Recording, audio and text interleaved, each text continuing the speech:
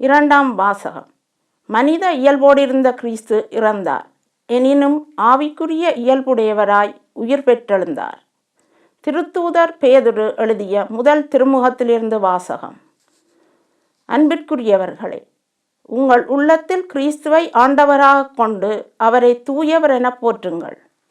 நீங்கள் எதிர்நோக்கி இருப்பதை குறித்து யாராவது விளக்கம் கேட்டால் விடையளிக்க நீங்கள் எப்பொழுதும் ஆயத்தமாய் இருங்கள். ஆனால் பணிவோடும் மரியாதையோடும் விடையளியுங்கள். உங்கள் மனச்சான்றும் குற்றமற்றதாய் இருக்கட்டும்.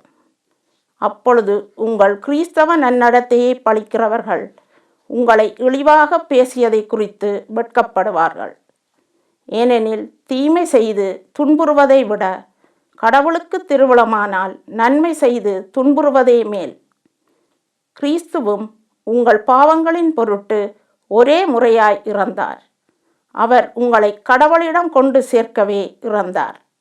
நீதி உள்ளவராகிய அவர் நீதியற்றவர்களுக்காக இறந்தார்.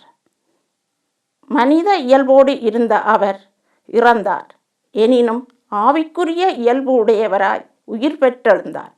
இது ஆண்டவரின் அருள்வாக்கு.